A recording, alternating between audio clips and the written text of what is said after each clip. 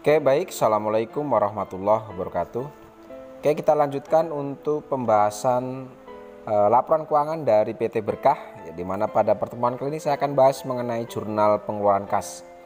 Di mana untuk jurnal pengeluaran kas ini adalah jurnal yang nanti akan kita gunakan untuk mencatat adanya pengeluaran kas perusahaan, yang terutama adalah untuk membayar hutang dagang dan untuk membayar biaya-biaya lainnya.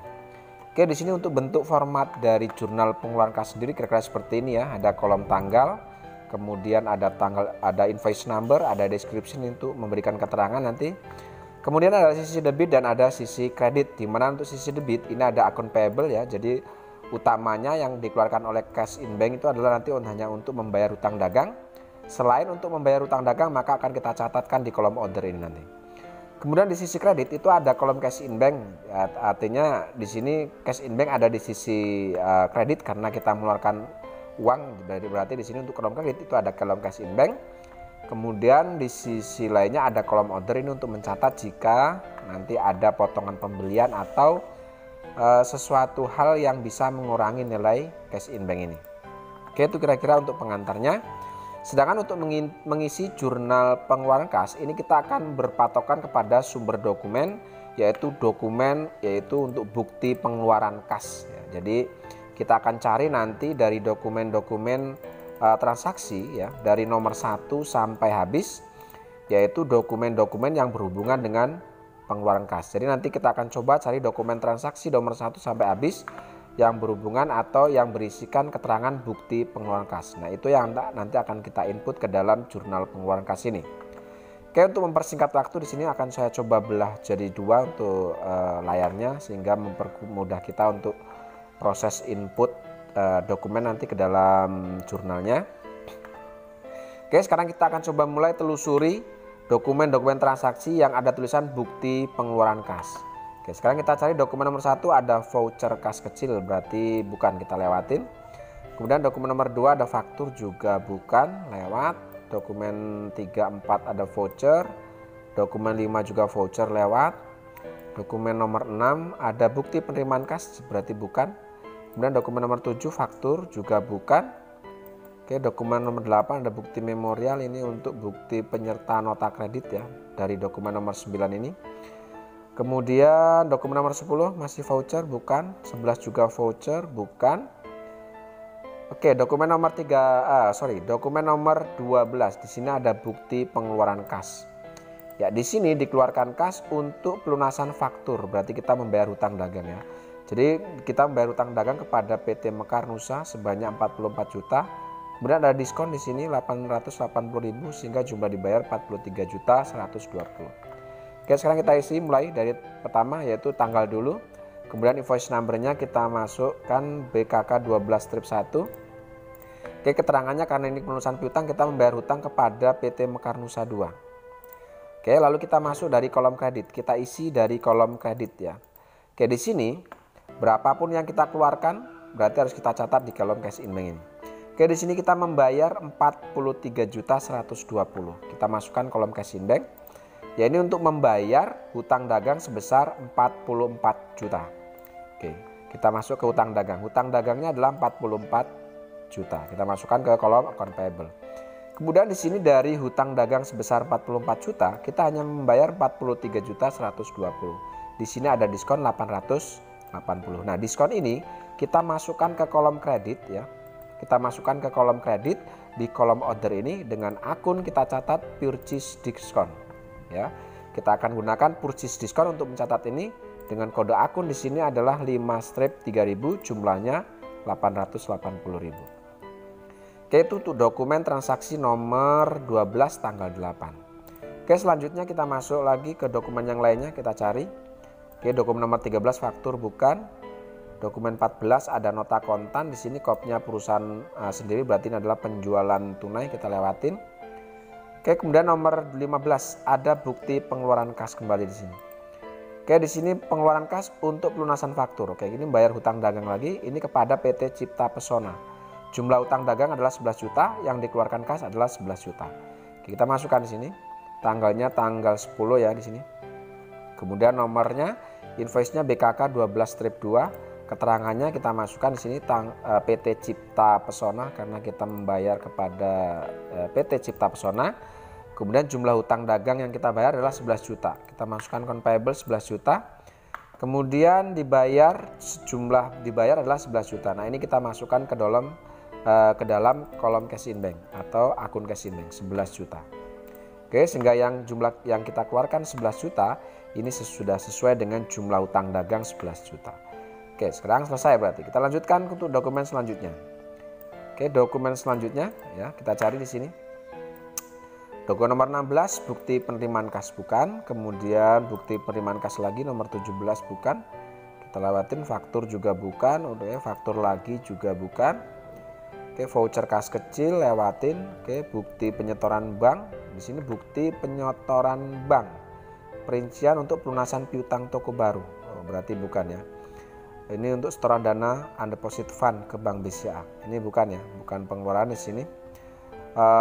Kemudian selanjutnya ada bukti pengeluaran kas tanggal 20, dokumen nomor 22 ini. Oke, kita masukkan di sini tanggal 20. Oke, untuk invoice-nya adalah BKK 12-3. Kemudian deskripsinya di sini adalah kita bayar kepada PT Nusa Persada, sorry. Di sini kita membayar untuk pelunasan faktur dengan jumlah hutang yang kita bayar ada 22 juta. Kita masukkan ke kolom account payable 22 juta jumlah hutangnya. Kemudian di sini kita mengeluarkan kas ya sebesar 22.220. Berarti kita masukkan kolom cash in bank. Perhatikan di sini jumlah kas yang kita keluarkan dengan jumlah hutangnya ini lebih besar dari jumlah hutangnya. Di sini ada denda 220 juta. Nah, akun denda ini atau jumlah denda ini kita masukkan ke kolom order di sisi debit sini. Dengan nama akun let fees expense atau beban denda di sini. Dengan kode akun di sini adalah 6-2900, jumlahnya adalah 220.000. Oke, seperti itu untuk transaksi pengeluaran kas dokumen nomor 22. Oke, kita lanjutkan lagi untuk dokumen selanjutnya. Dokumen 23 faktur bukan lewat. Kemudian ada dokumen nomor 24. Oke, ada bukti pengeluaran kas kembali di sini.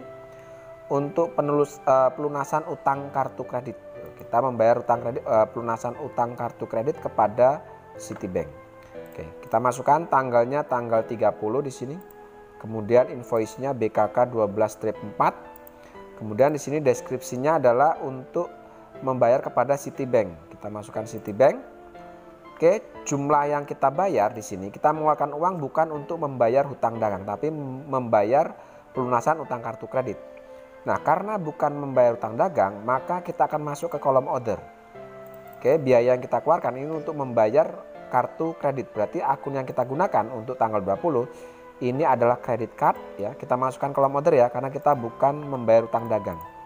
Oke, kemudian nomor kode akun untuk credit card adalah 2110. Kemudian jumlahnya di situ yang kita keluarkan atau yang harus dibayar adalah 4.200.000. Di sini jumlah dibayar 4.200.000, berarti cash in bank kita pun mengeluarkan sebesar 4.200.000 untuk membayar utang kartu kredit atau kredit card. Oke, sekali lagi saya ingatkan bahwa jika kita membayar bukan untuk membayar utang dagang, maka kita masuk ke kolom order. Oke, di kolom order masukkan nama akun yang berhubungan dengan sesuatu yang kita bayar. Seperti itu kira-kira. Oke, lanjut ke dokumen selanjutnya. Oke, kita lanjutkan untuk dokumen nomor 25. Oke, kembali di sini ada bukti pengeluaran kas. Di sini kita membayar untuk angsurannya pinjaman 15 juta dengan bunga 1.500.000. Ini dibayar kepada Bank Mandiri. Oke, kita masukkan tanggal 31. Oke, nomor buktinya adalah BKK 12-5. Lalu deskripsinya kita membayar angsuran kepada Bank Mandiri. Kita membayar kepada Bank Mandiri. Oke, lalu ya seperti ini angsuran Bank Mandiri. Oke, di sini karena bukan untuk membayar utang dagang, kembali kita masuk kolom order. Oke, di sini kita membayar angsuran pinjaman. Nah, angsuran pinjaman ini akan kita catat dengan menggunakan akun Bank Mandiri Loan. Oke, dengan kode akun di sini untuk Bank Mandiri adalah 2-200, jumlahnya di sini adalah 15 juta. Oke, kemudian untuk mencatat beban bunga ini yang harus kita bayar, ini kita akan gunakan akun interest expense. Oke, masih di kolom order ya. Sebutkan nama akunnya, kemudian kode akunnya adalah 9/1000, jumlahnya adalah 1.500.000. Kemudian jumlah yang dibayar itu 16.500.000. Ini kita masukkan ke kolom cash in bank di sini. Ya, di sini. Sorry. Ya, 16.500.000. Oke, itu untuk transaksi nomor 25. Oke, kita lanjutkan untuk dokumen transaksi selanjutnya. Ya, lagi-lagi tanggal 31 nomor 26 ini ada bukti pengeluaran kas lagi ya. Di sini untuk pembayaran gaji karyawan bulan Desember. Berarti kita membayar beban gaji di sini. Oke, masukkan dulu tanggalnya, tanggal 31. Tanggal 31 ya. Ya, tanggal 31 di sini. Nomor buktinya adalah BKK 12-6. Keterangannya karena di sini pembayaran gaji karyawan, maka kita gunakan keterangannya adalah pembayaran gaji karyawan. Oke, karena yang kita bayar gaji karyawan bukan hutang dagang, maka lagi-lagi kita masuk ke kolom order di sini. Oke, kita sebutkan nama akun untuk gaji di sini adalah wages and salaries dengan kode akunnya adalah 63100. Jumlahnya di sini gaji karyawan adalah 3.750.000. Kemudian di sini ada potongan PPh. Oke, potongan PPh pasal 21 yaitu sebesar 187.500 dan jumlah yang dibayar itu adalah 3.562.500. Berarti jumlah uang yang kita bayar untuk membayar gaji itu akan berkurang karena adanya potongan PPh ini. Oke, jadi untuk jumlah yang dibayar kita masukkan ke kolom cash in bank di sini. Oke, masukkan kolom cashnya. Nah, potongan ini akan kita catat di kolom order di sini. Di kolom order sisi kredit dengan nama akun untuk potongan PPh pasal 21 adalah income tax payable dengan kode akun 2/1212 dengan jumlah 187.500. Sehingga cash in bank ditambah dengan potongan ini PPh akan sama dengan jumlah gaji yang diterima oleh karyawannya atau yang akan dibayarkan kepada karyawan atau sama dengan beban gajinya. Seperti itu. Jadi beban gaji sebesar 3.750.000 karena ada potongan pajak, maka potongan pajak ini akan mengurangi nilai gaji yang diterima oleh karyawan sehingga kita hanya mengeluarkan sebesar 3.562.500. Oke, kita melanjut ke transaksi berikutnya. Oke, transaksi 26 kemudian 27. Oke, kembali kita habiskan pengeluaran di bulan-bulan akhir ya. Di sini tanggal 31 dokumen nomor 27 ini adalah pengisian dana kas kecil atau pengisian kembali dana kas kecil. Oke, kita masukkan tanggalnya tanggal 31. Buktinya di sini BKK 12-7. Keterangannya karena di sini keterangan adalah pengisian kembali dana kecil, berarti keterangannya bisa kita kasih pengisian dana kas kecil. Oke, sekali lagi pengisian dana kas kecil itu bukan untuk membayar utang dagang ya, karena bukan membayar utang dagang. Kita masuk kolom order, kita sebutkan di sini untuk kas kecil adalah petty cash, kode akunnya 1/1120, jumlahnya ini adalah sejumlah yang kita keluarkan yaitu 3.350.000. Oke, lalu kita masuk ke kolom kredit, langsung ke kolom cash in bank, kita mengeluarkan uang yaitu 3.350.000. Oke. Kita cari lagi apakah masih ada di sini untuk transaksinya pengeluaran kas. Ya, di sini ada bukti memorial, berarti langsung ya ini ke jurnal penyusunan, berarti artinya tidak ada lagi dokumen pengeluaran kas yang harus kita input. Oke, selesai untuk dokumen yang harus kita input ke dalam jurnal pengeluaran kas ya. Di sini berarti untuk jurnal pengeluaran kas itu ada 1, 2, 3, 4, 5, 6, 7. Ada 7 transaksi yang masuk ke jurnal pengeluaran kas. Nah, jika sudah selesai kita akan jumlah di sini untuk kolom account payable ini dapat jumlah 77 juta. Untuk kolom ordernya ada didapat 28.020.000. Kemudian kolom kredit untuk cash in bank kita mengeluarkan total jumlah adalah 103.952.500 dan kolom order sisi kredit ini dapat jumlah 1.067.500. Lalu kemudian akan kita masukkan kode akunnya untuk account payable ini adalah 2/1210. Kemudian untuk cash in bank kode akunnya adalah 1-1110. Oke, jika sudah seperti ini kita akan coba lakukan rekapitulasi dari kode akun yang masuk di jurnal di sisi debit dan di sisi kredit. Oke, di sisi debit di sini ada akun-akun ini kira-kira ya. Kemudian ada akun account payable. Ini kita masukkan ke rekapitulasi atau kita akan rekap ya secara berurutan dari kode terkecil. Oke, di sisi debit di sini akun-akun yang muncul ya. Akun-akun yang muncul di sisi debit di sini untuk kode terkecil kita mulai dari kode petty cash 1-1120 dengan jumlah di sini petty cash adalah 3.350.000. Kemudian kode terkecil kedua di sini ada ada di sini ada credit card ya. Kita masukkan kode credit card 21110. Jumlahnya di sini credit card adalah 4.200.000. Lalu kemudian kode akun ini untuk account payable ya. 1210. Jumlahnya adalah 77 juta. Oke, kita geser ke bawah. Kemudian kita masukkan untuk Bank Mandiri Loan, kode Bank Mandiri Loan. Jumlahnya adalah 15 juta. Lalu kemudian kode 6, kita masuk kode 6 nih, kita masukkan untuk yang let fees expand dulu. 6-2900, jumlahnya adalah 220.000.